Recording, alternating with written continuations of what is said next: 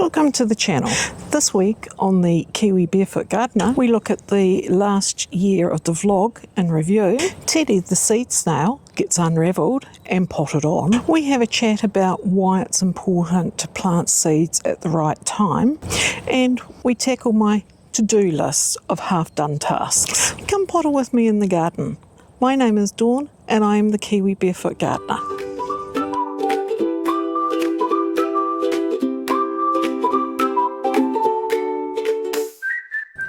This coming week will be the official 1 year since I started the vlog. I've put a vlog out every week since then, and what I want to do next is just a little bit of a review of what the year's been like. So in the year I've learnt a lot about how to put a vlog together and what works and what doesn't work. I've learnt how to edit. That was a biggie for me.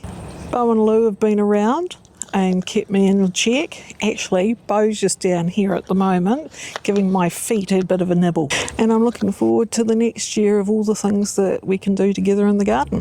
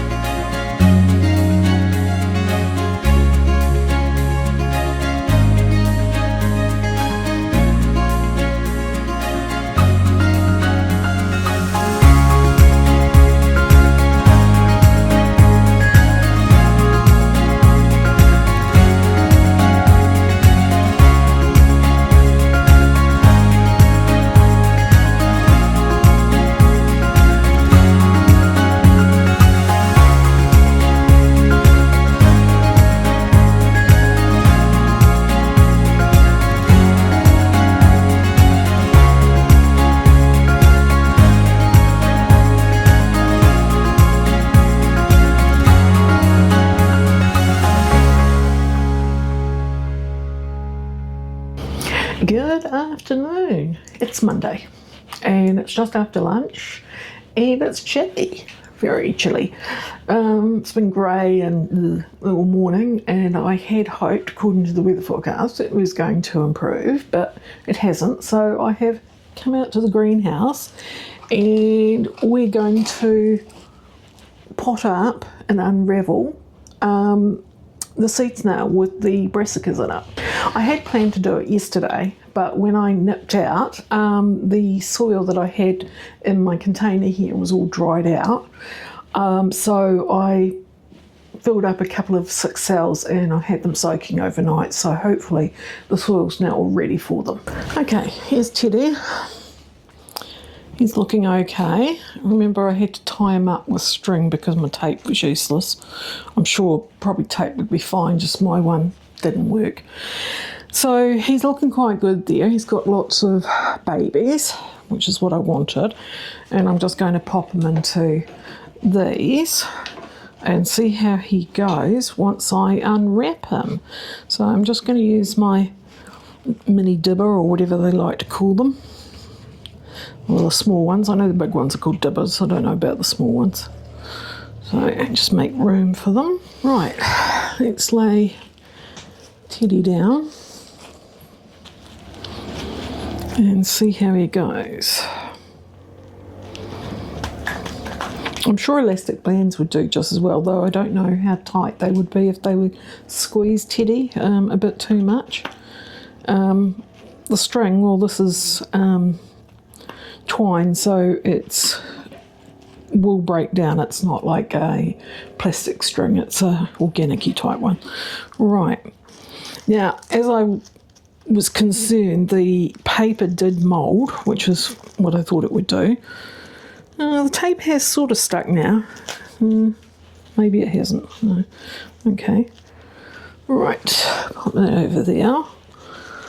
Right, and let's see how Teddy goes. He should, in theory, she says, unroll the way I rolled him up. But he's not doing particularly well because of the paper, I think, more than anything. Yeah. Okay, let's see if I can... Yeah, that's it. I got him. He's stuck. So I'm just going to ease him out using the back of my scissors just to undo him, because he's got quite condensed, not condensed, you know, packed. That's the word I'm looking for. And just ease him right out. It'll be interesting to see if the other one, which is just plastic, doesn't get quite as stuck like this. I mean, I'm definitely going to be reusing the plastic. The paper's stuffed, but the plastic's not. Right, that's about as far as I can reach at the moment. I'll bring him forward in a minute. Okay, that's a close-up of what Teddy's looking like. You can see the paper's disintegrated, but the other stuff's there. So that's looking quite good. Now it'll be, can I lift him out without breaking his roots? Well, the seedlings' roots. Right, let's see how I go. I've grabbed a label thing just to see if I can peel back the paper. There we go, that's better. Right, now I can see the roots better. Right, and they're actually quite long, so that's quite good. So if I see if I can just prop them out. It's a bit tangled with another one, I think.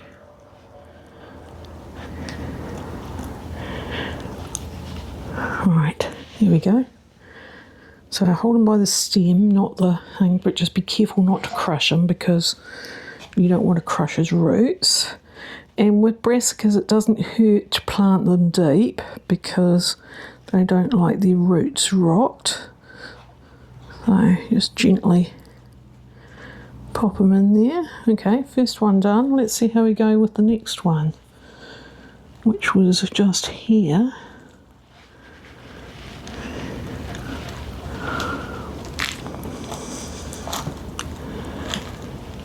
Here we go, got him.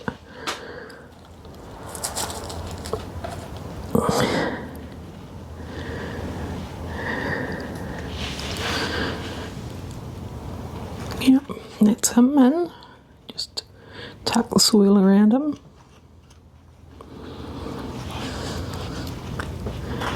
Okay, right. Well, that's the first two done. I'm going to just keep working my way through, and when I'm done, I'll bring you back and we'll have a look at it, and I'll let you know what else I came across, whether it was hard or not.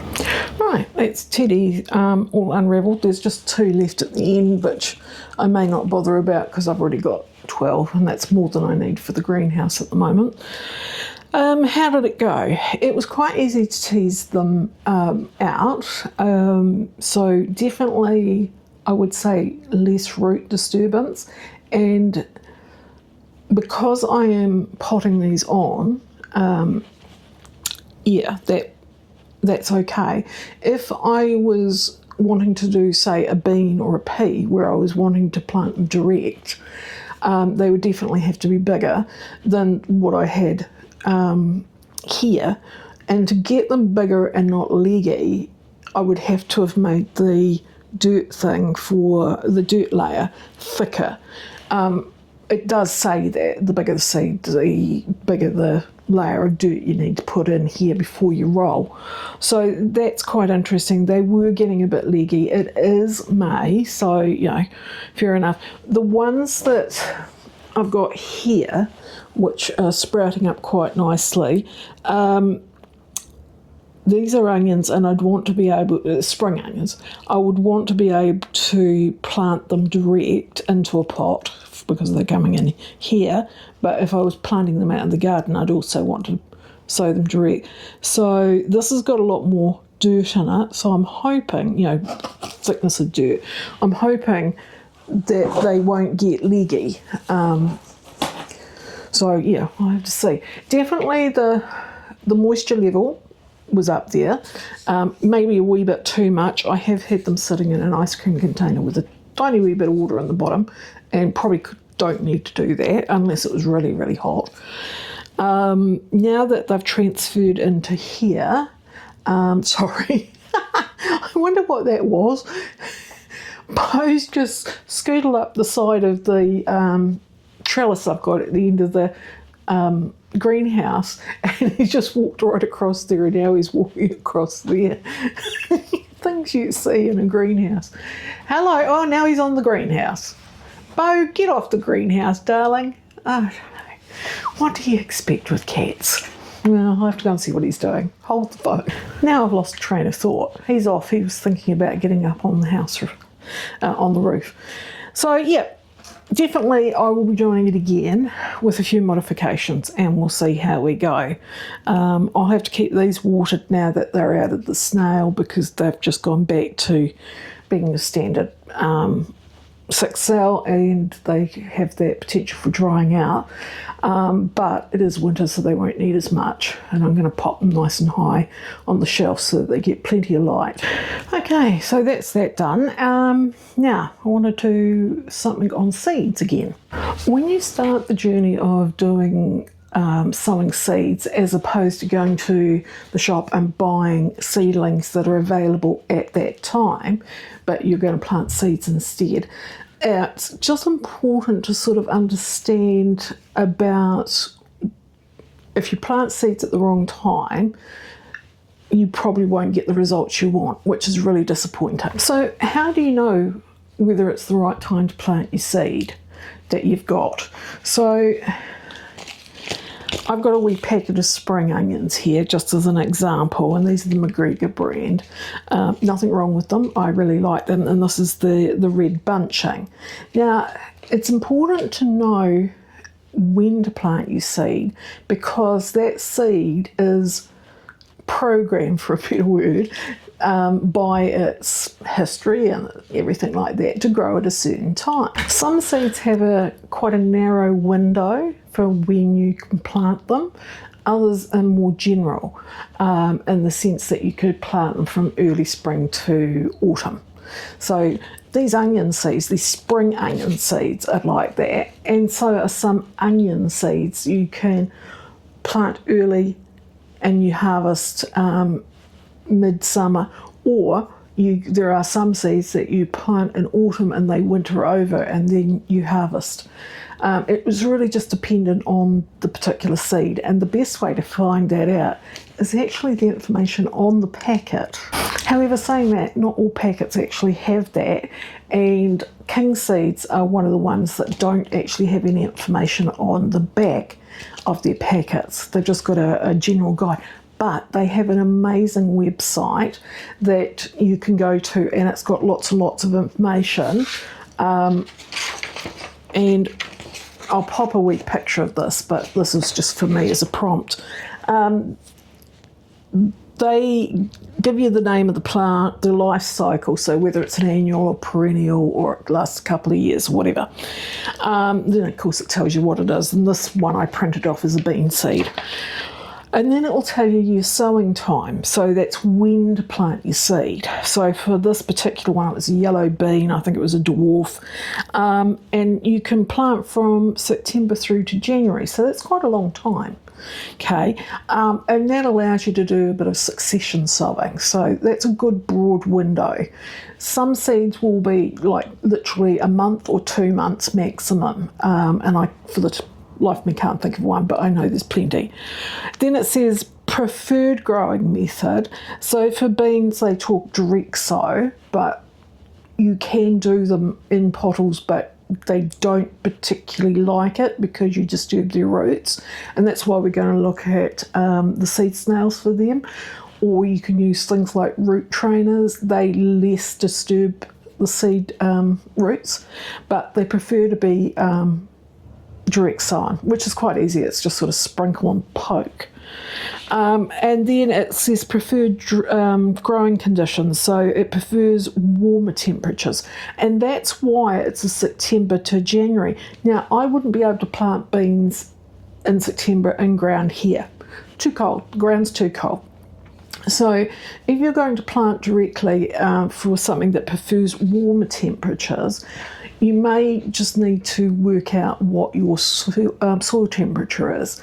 And there's gadgets you can do that, but I do the, I know this probably sounds a bit dodgy, but I do the digit thing. So I poke my finger in the soil right down to the knuckle, and if it's cold at the bottom of that, it's too cold.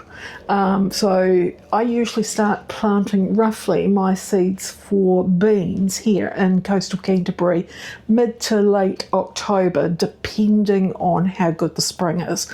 I mean, it's all variable to what the weather's doing. Now, there's a whole lot more other information you can get off their website for each plant. And I just carry my phone with me and look at that. I can't show you at the moment because you're on my phone. So McGregor's have all that information on the back of their packet, and Yates do too for most. And I couldn't tell you off the top of my head about Mr. Fothergill's or some of the specific ones to nurseries and places like that, you know, or things like the Warehouse. They've got their own seed brand as well. I have just checked Yates' website, and they do have the same information on their website as they do on their packet. McGregor's didn't, but as I said, they do have it all here on your packet. So yeah, planting your seed at the right time is important. It's also, for some plants though, while you can plant them okay and they'll grow, so I'm thinking like brassicas, cabbages, cauliflower and that sort of thing, they'll grow over summer.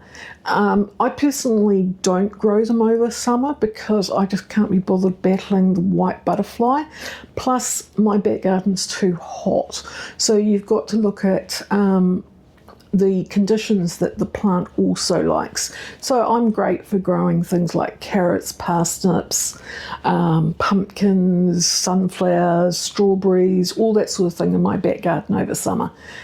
The brassicas, so that's the cabbage, cauliflower, broccoli, all those sorts of things.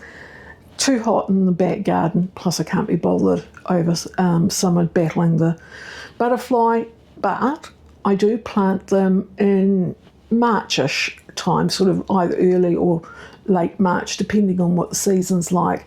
I do have to cover my brassicas with insect net for the first anywhere up to about 4 to 6 weeks, depending on how fast they grow. I might have to take them off and how long the butterfly stays around.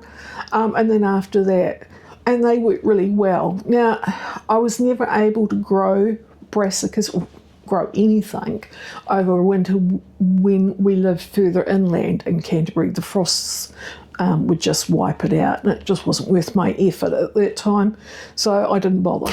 Now, all this is really dependent on what part of New Zealand you're in or anywhere else in the world. Different places can do different things at different times. So, like I know up around Queensland area, they can't grow things like tomatoes, etc. in the summer. It's just too hot. They grow that sort of thing in the winter. Same with potatoes, etc. But here, if you're up in Northland, say, you could probably be growing tomatoes still in a sheltered spot at this time of year, which is May going into June. I mean, ours are long gone here in coastal Canterbury. So when you're looking at packet information about when to plant your seed, just remember that it's dependent on where you live. Now, there's also a couple of websites, and I'll try and remember to put them in the description below the vlog, that give you information depending on where you live in the country or your countries. So America, for example, has their country broken up into climate zones. We've only got about 3 climate zones here in New Zealand. Australia's different, of course, as well. So just check on your local search engine for planting guides and things. The other thing that I find really useful, and I use a lot, is a planting website sort of thing, a tool, a gardening tool. And I can plug in what I want, and then it gives me a graph of when I need to plant. It also says when I need to harvest. It gives me windows. And this particular one is based around where you live. You pop in the information and it works on the last frost date and first frost dates in your area. If you get frost, you might not get frosts. So that one's very helpful, and I'll put the link for that down in the description. It is a pay one. You pay an annual fee for that, but it's got things like diaries and things like that. You can keep seed diaries, plant diaries, you can keep photos, there's a whole lot, and I find it quite helpful. So that app works really well for me, but it just depends on you and what you want to do. Right, I think I've whittled on enough about seeds at the moment. We'll look more at things next week. I'll look at what the next step is. I can't off the top of my little brain remember what's next we need to look at. So yeah, right, I'm going to leave that there for today, and hopefully the weather improves. I've looked at the weather forecast, and at the moment tomorrow's meant to be similar, and Wednesday's meant to be the good day, so I want to try and get some of those outside chores done. But I stuck my head out before, and that easterly, it'll go right through you and back again. So I'll catch you tomorrow or Wednesday. Good afternoon. It's Tuesday, and the weather fooled me. It was going to be yucky this afternoon, but they changed it and the sun's come out. However, it's not going to be tropical. There is quite a cold wind coming down, but as long as the sun's out, it's all right. So this week is all about finishing things, because there's numerous little tasks that I've half done for whatever reason. Either I didn't have enough dirt to finish them, like topping up beds, or I did them one day and then got distracted and did something else. So yeah, so this week is going to be about finishing things and then moving on next week. So the first thing I'm going to finish is the backyard flower bed. Now, I tidied this up one day off camera because I just didn't feel like doing recording that day, and I just ploughed on with it. But while I got 80% of it done, I ran out of dirt and I couldn't do this side with topping it up and putting the bulbs in. So that's what I'm going to do first. So I'm going to do a little speedy and some music, and we'll catch up at the other side.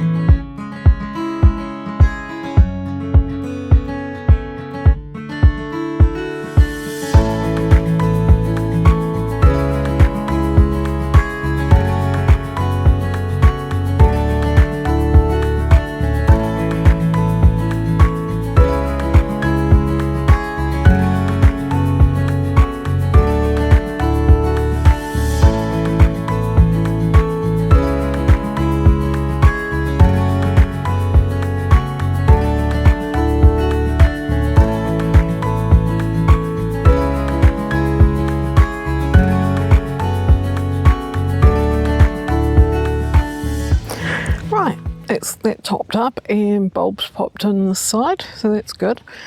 Now the next thing I need to do for this bed is actually put some irrigation in. So I'm not sure how far I'm going to get today. It's starting to get cool, even though I've taken my top off, my jersey off, keeping hot, cold, hot, cold. Anyway, I'm going to go and pull some of that off and see how far we get with that. It might be something that gets finished tomorrow or the next day. I'm not sure how many little sprinkler heads I've got. I meant to buy some last week when I was in town, and I completely forgot, even though they were on my list. So I can order some. That's not a problem. It's just that they need to come. But if I can get the hose itself in, putting in the wee bits will be all right. And I was trying to think how I was going to do it, whether I was just going to lay one pipe down one side, one pipe down the middle,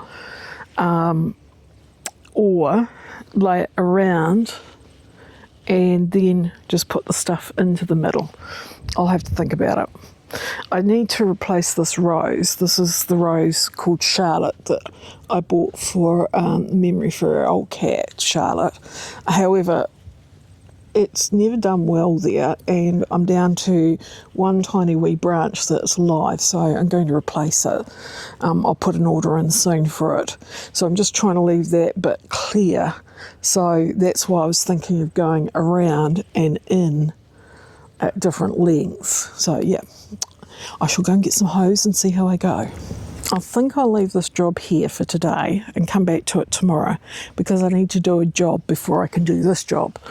So it's still quite nice out here. I might go and see what it's like over near the compost bins.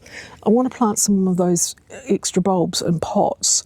I don't want to do them in the troughs that I've got that I put my lobelia and petunias in, because the bulbs take too long to die back, and I want to get my petunias in and things like that. But I've got a number of just round shrub tub things that I probably won't be using as much this year the season coming, because I'm going to sort of consolidate a bit of what I'm doing. So I think I might put some of them in there for now. Yeah, I do actually have two handmade wooden troughs that I need to fill out the front, so I'll put some bulbs aside for them. Yeah, okay, that's the thinking. I should have planned this out before it came out, but yeah. But I might leave the recording for now and go and do something else and catch up with you tomorrow when I do this job. Catch ya. Good afternoon. It's Thursday, and it's one of those weird Canterbury days where the clouds come over because of the nor'west, so we've got quite a thick nor'west arch.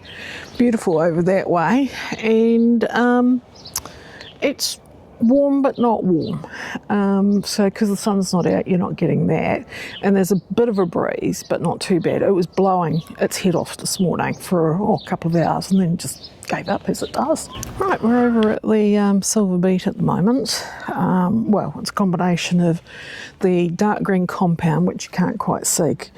This is the what they call peppermint chard, and it's called peppermint chard because of the lovely pink stem, and it's just silver beet by another name. I mean, silver beet chard, same thing, different name.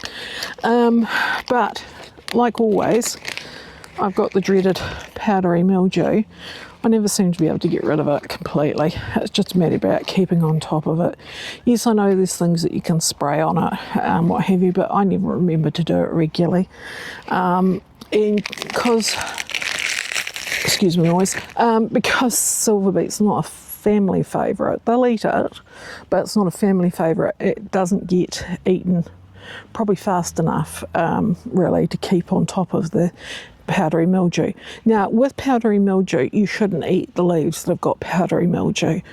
There is some literature around it being not good for you. It can be toxic to your liver. I mean, you'd have to eat a hell of a lot of it, but yeah, so you shouldn't. But if it's just sort of starting to colour slightly, very slightly, they do say it's okay in very small amounts. But what I tend to do just to keep on top of my powdery mildew is just to remove the leaves and put them in the compost. So they're not really getting wasted. They're not getting eaten, but they're not getting wasted because they go into the compost and they just basically get recycled and turn into compost that I then put back on the garden. Now, I am not reintroducing powdery mildew into my garden by doing that. Powdery mildew is an airborne fungus, so it's floating around in the environment. It's not soil-borne like some other things like let me think, clubroot, which affects brassicas, and what's the onion one? Can't remember at the top of my head at the moment. But allium root rot or something. Yeah, no, anyway. They are soil-borne. Powdery mildew is not. It's like rust. It's just floating around in the air. So I'm going to give these tidy up. You don't need to watch me doing this. It's fairly boring, but we will go into the next section along a wee bit after this and have a look at my cauliflowers. Right, tidied up 2/3 of the silver beet. I'm working my way around the bed, so I'll do the other side when I get there. I'm on to the cauliflowers, and I'm pretty sure that I planted Romanesco cauliflowers. And just checking.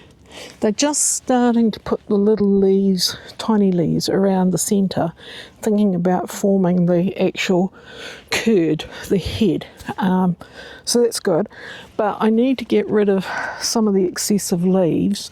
They're acting as a bit of a sail to the plants. And as I've said, I don't know how many times now, but brassicas don't like to rock. They don't like their roots disturbed. Hence why I often sort of stabilise them with a few of these.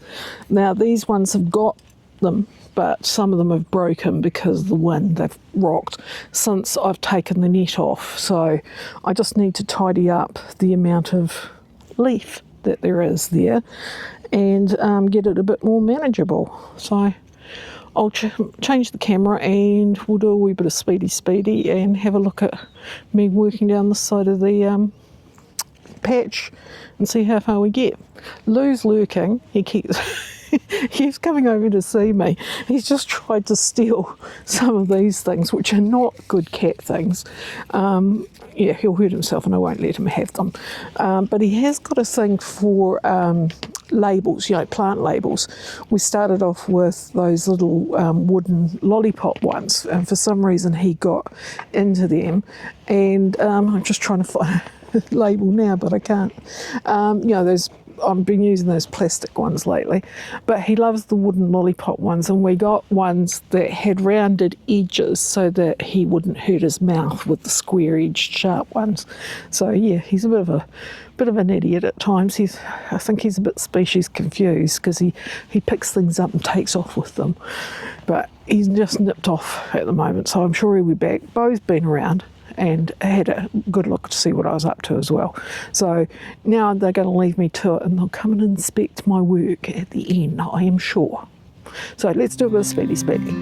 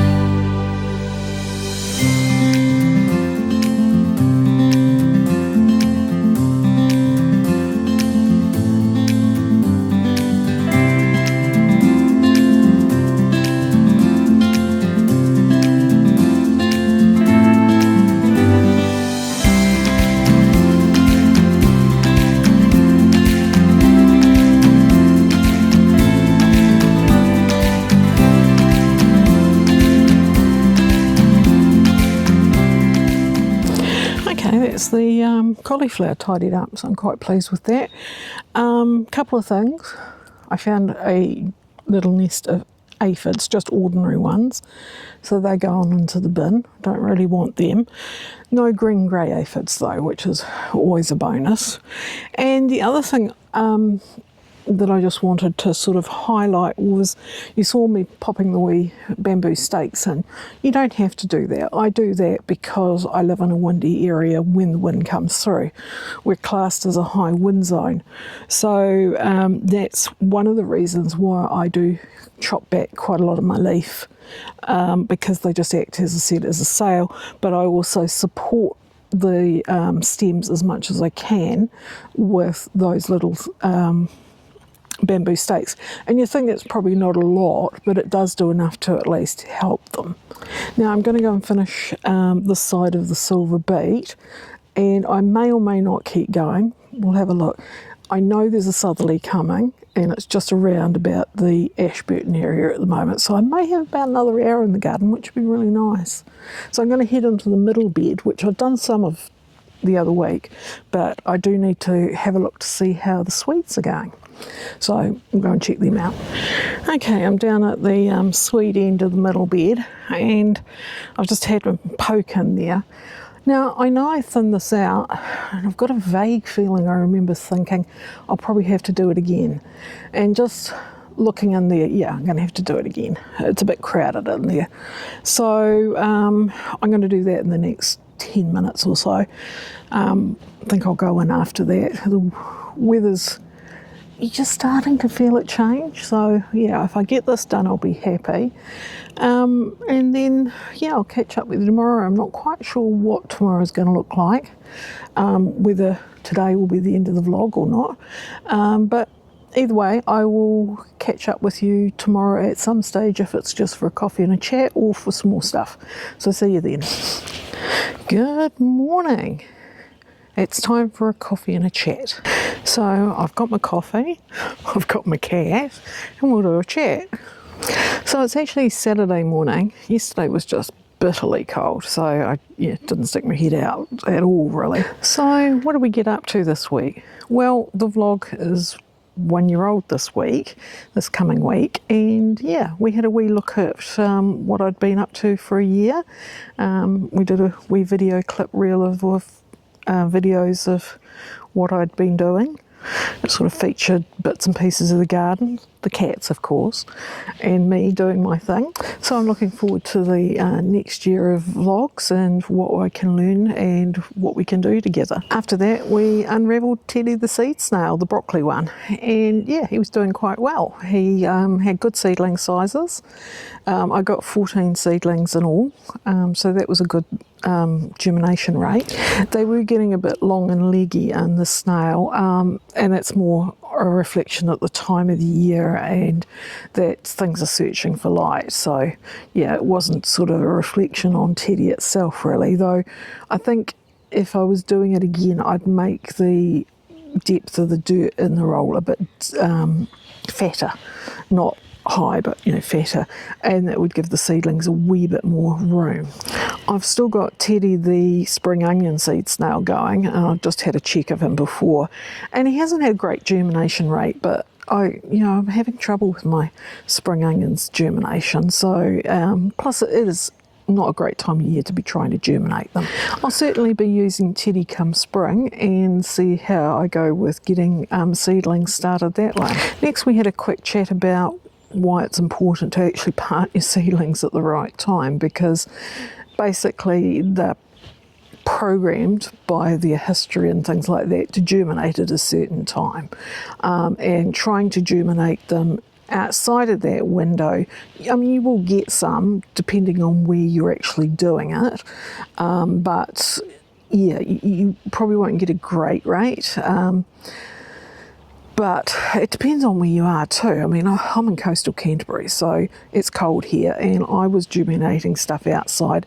Maybe if I'd done the spring onions inside, they would have done better because they do like it warmer, whereas the broccoli was fine in the greenhouse because it likes a cooler germination temperature. And then it was on to the nitty-gritty for the week. catching up with some of my half-done tasks, and I hate to say actually the list that I had is only half done. So I'll keep going on with that list in the next week or so, but I will start moving on to other things this coming week. Just like to thank everyone who's subscribed to date. It's awesome that you've come on the journey with me.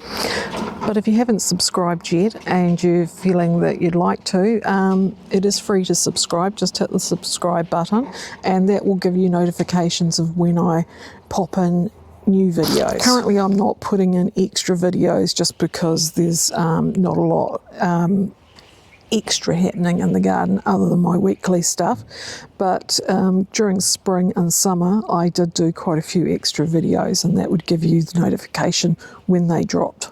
Right, I'm going to leave it there for now. It's a lovely day out here. I'm going to get the rest of the editing done and come out and enjoy the day. So until next week's vlog, it's bye for me.